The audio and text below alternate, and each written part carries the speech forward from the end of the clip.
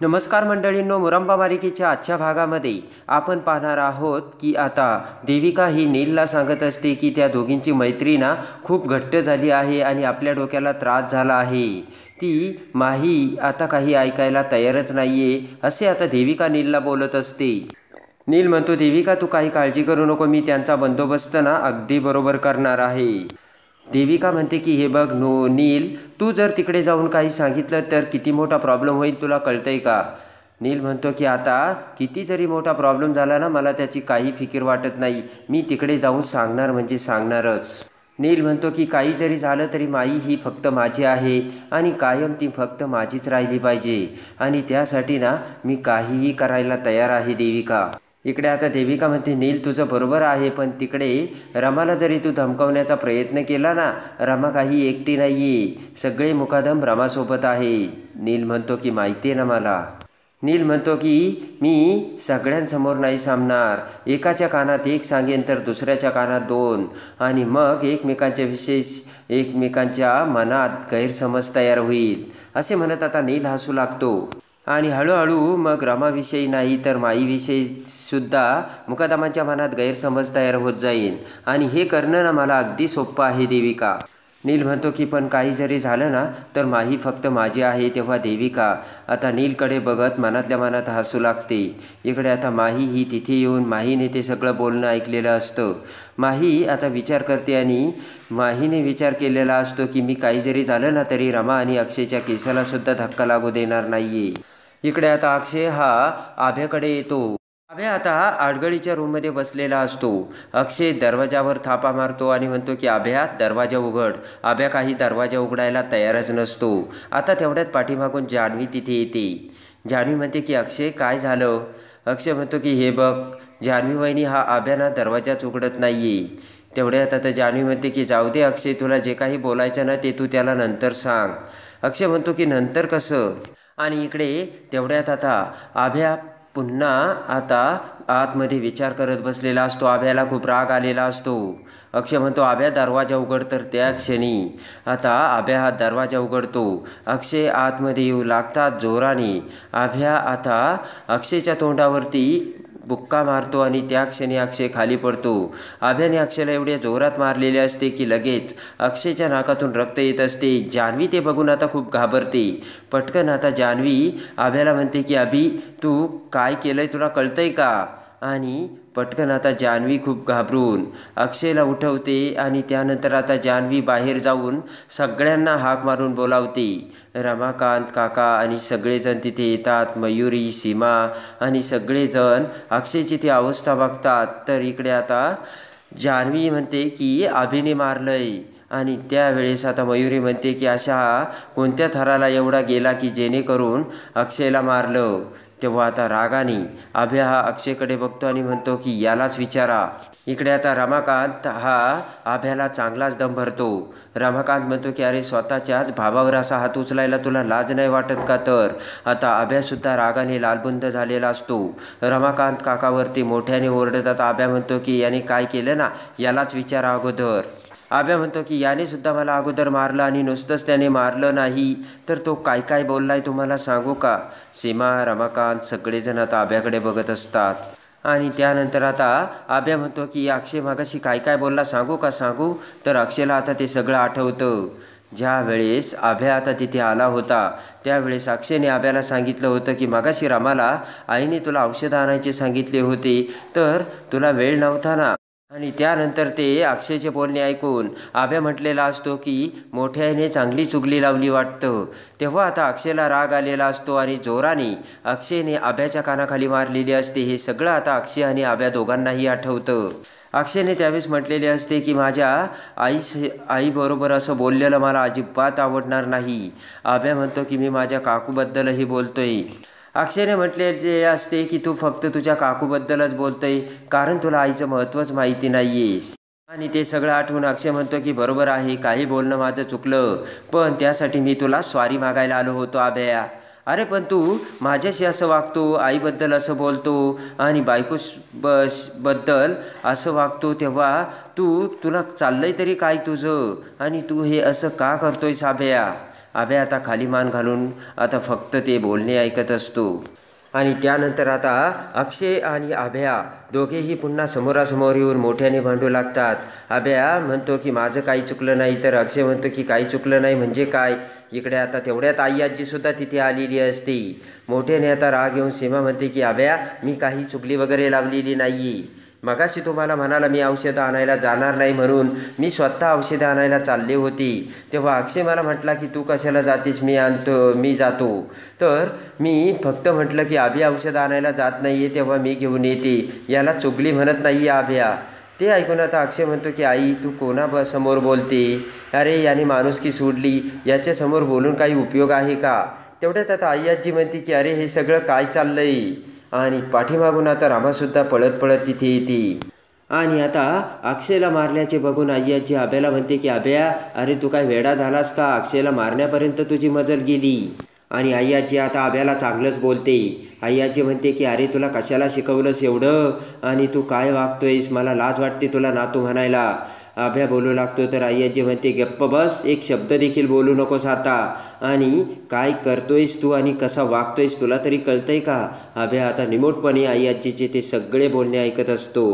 राग येऊन बोट करत अक्षय म्हणतो की आजी मी तुला सांगतो ना हा कसा वागतोय ते. अभ्या म्हणतो सांग, कारण इथे माझ्या बोलण्याला काही ना किंमतच नाही आहे, सगळे तुझेच ऐकतात, सांग. आणि अक्षय आता अभ्याला म्हणतो की अरे बाबा ऐकून घे, प्रत्येक वेळेस तू हे असंच बोलतोय आणि तू जरा स्वतःला ऐकून घ्यायची सवय लावून घे अभ्या, असे अक्षय मोठ्याने आता अभ्याला सांगतो. मोठ्याने आता रमाकांत म्हणतो की तुमच्या दोघांचं तर एकमेकांशी पटत नाही ना, तुम्ही दोघेसुद्धा एकमेकांच्या समोर येऊ नका आणि एकमेकांचे तोंडही बघू नका आता. आणि त्यानंतर आता अभ्या मोठ्याने म्हणतो की जा मलासुद्धा तुझं तोंड बघायचं नाही आणि मलासुद्धा कुणाची गरज नाही आहे. तेवढ्यात आता रामा पुढे येते, अक्षयचा हात धरते आणि रामा म्हणते की चला, आणि रामा अक्षयला तिथून घेऊन जाते. इकडे आता रागाने रमाकांत हा अभ्याकडे बघतो आणि म्हणतो बास, तुला कुणाची गरज नाही आहे ना, मग नाही गरज तुला तर राह तू आता तुझ्या पद्धतीने. आणि आता आई आजी म्हणते की हा दिवस बघण्यासाठी आपण सगळ्यांना असं मोठं केलं का. सीमा, रमाकांत, आनंद सगळेजण आता रागाने अभिकडे बघत असतात. इकडे रमा अक्षयला आता बेडरूममध्ये घेऊन येते आणि त्यानंतर आता फर्स्ट एडचा बॉक्स काढून आता अक्षयच्या नाकाची जखम रमा क्लीन करते आणि तेवढ्यात अक्षय आता ट्यूब लावतो. त्यानंतर आता रमा विचार करते आणि म्हणते की अभि दादाचं हे जे वागणं मलासुद्धा आवडलं नाही आणि मला त्यांचा खूप राग आला आहे, पण तुम्हीसुद्धा सतत त्यांच्या जवळच असता. रमा म्हणते की तुम्ही त्यांच्या भावनांचा विचार करता आणि त्यांनी असं वागावं तरी काय. अक्षय म्हणतो की हे जे काही तो वागलाय ना आणि त्याने ज्या काही चुका केल्यात ना त्याला त्याचा नक्कीच पश्चाताप येईल.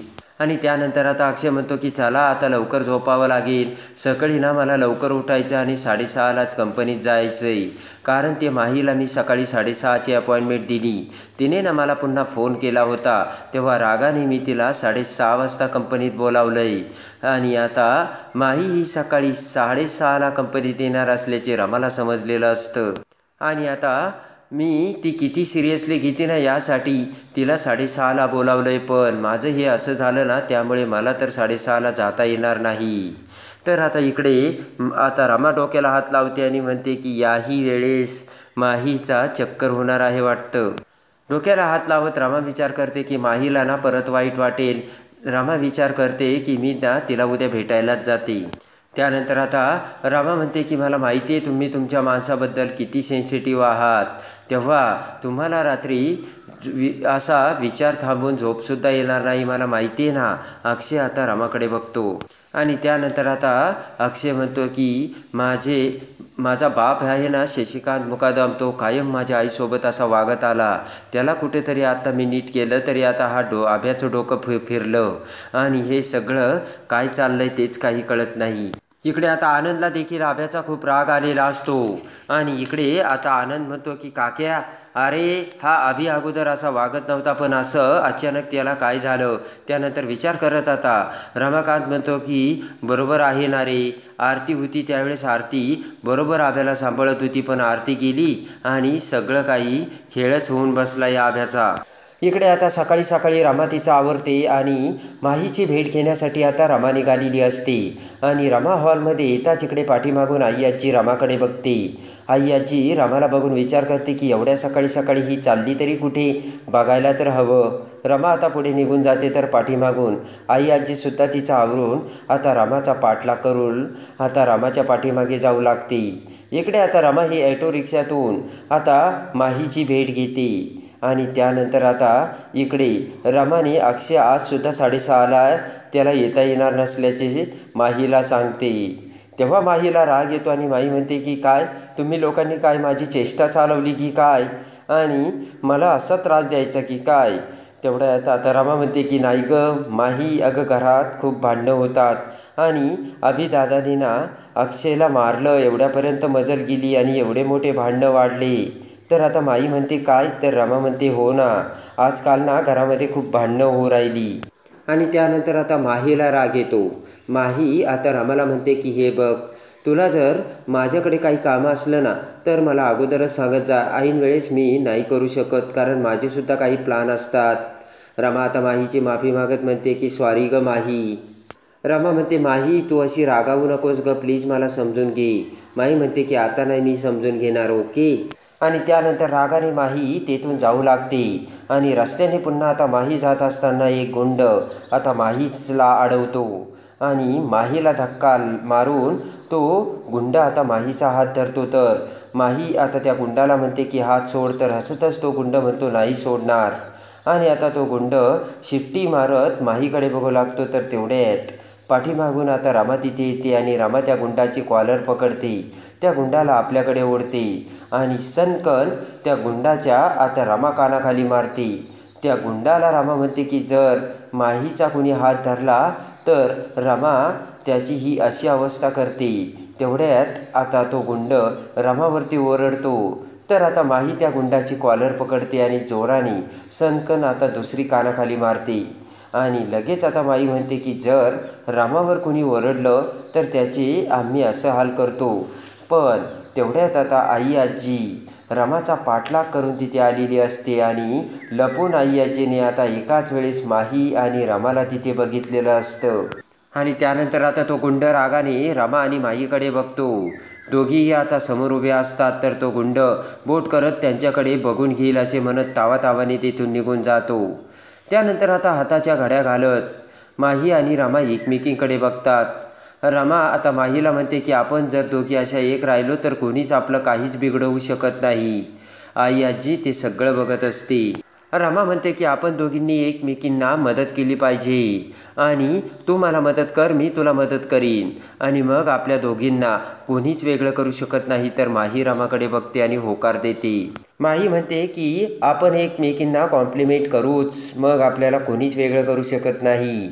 आणि हसतच माहीसुद्धा आता रमाकडे बघते. तर आई आजी ते सगळं ऐकत असते आणि त्यानंतर लपून बघत असलेली आई आजी विचार करते की किती दिवस एकमेकींसाठी अशी मदत करायला येणार आहात.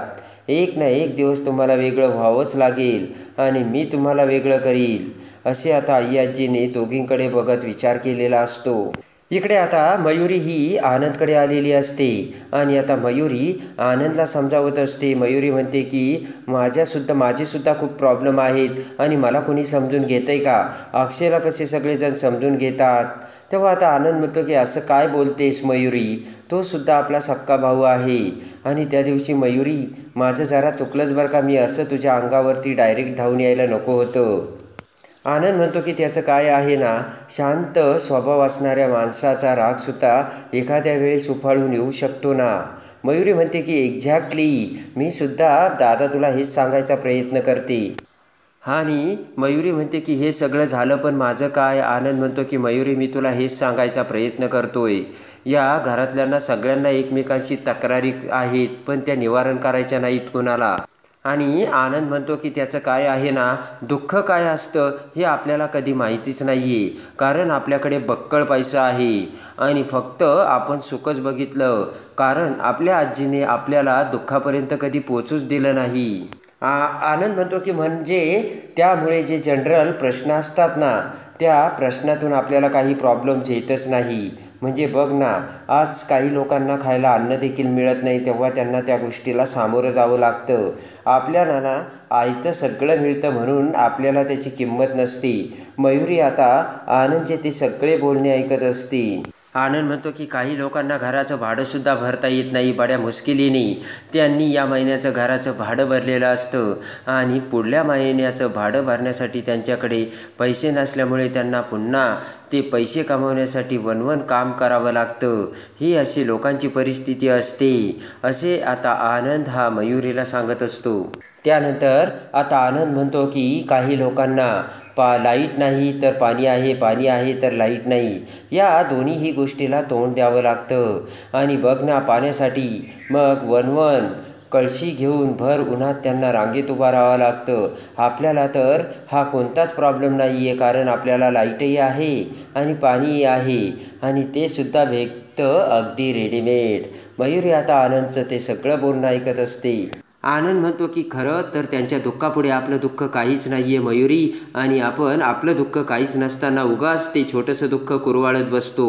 आनंद म्हणतो की तुला कळतंय का मयुरी, अगं तुझा नवरा 3 वर्ष तुझ्यापासून तुला आणि ताराला सोडून गेला आहे, तरीसुद्धा अजून तू त्याच्या रिलेशनमध्ये जगते. आणि आनंद म्हणतो की अजूनही तू त्याच्याच दुःखात आहे. त्याने तुला फोन केले पण तरीही तू मयुरी का नाही त्याला फोन केलेस. आणि त्यानंतर आता आनंद म्हणतो की त्याने तुला फोन केले तेव्हा त्याला आता काहीच पडलेलं नाही आहे आणि उगाच आपण आपलं दुःख कुरवाळत बसलो आहे मयुरी, कारण आपलं दुःख हे लोकांच्या दुःखापुढे काहीच नाही आहे आणि आपल्या दुःखाचं मोठं वादळ आपल्या डोक्यात आपण तयार करून बसलो आहे, एवढं तू लक्षात ठेव, असे आता आनंद मयुरीला बोलतो. इकडे आता रमा ही माहीची भेट घेऊन पुन्हा घरी येते, तर रमाच्या पाठोपाठ आता आईआजीसुद्धा लगबगीने पुन्हा घरी येते. आणि रमा आतमध्ये जाताच इकडे आईआजी ही हॉलमध्ये येते आणि म्हणते की रमा, तू आम्हाला फसवलंयस आणि आतापर्यंत रमा माझा तुझ्यावर विश्वास होता, पण आता तो विश्वास राहिलेला नाही आहे. त्यानंतर आता इकडे रमा ही बेडरूममध्ये येते. अक्षयसुद्धा आता बेडरूममध्ये बसलेला असतो. अक्षय विचार करत असतो आणि त्यानंतर अक्षयने एक मोठा निर्णय घेतलेला असतो आणि लगेच आता अक्षय म्हणतो की रमा, बस झालं आता या घरात राहायचं नाही. काही जरी झालं तरी आपण तिकडे स्टँडवरती राहू, पण या घरात नाही. आणि आता रमाला मोठा धक्का बसलेला असतो, तर इकडे आता रमा ही माहीला कॉल करते आणि त्यानंतर आता रमा ही माहीला म्हणते की आम्ही आता वेगळे राहणार आहोत, तू कुणाला सांगू नको हा. आणि त्यानंतर आता माहीलासुद्धा धक्का बसतो. माही म्हणते की रमा आणि अक्षय एकमेकांसोबत टाईम स्पेंड करण्यासाठी वेगळे राहत आहेत. तर आता माहीच्यासुद्धा पायाखालची जमीन सरकलेली असते आणि रमा आणि अक्षय आता टाईम स्पेंड करून एकत्र वेळ घालवणार आहेत, त्यामुळे माहीचा जळफळाट होत असतो. तर आता रमा आणि अक्षय वेगळे राहून त्यांचा वेगळा संसार ठासणार का, हे बघण्यासाठी आणि मुरंबा मालिकेच्या डेली अपडेटसाठी बेल नोटिफिकेशनवर क्लिक करून आपल्या चॅनलला लाईक करा, सबस्क्राईब करा.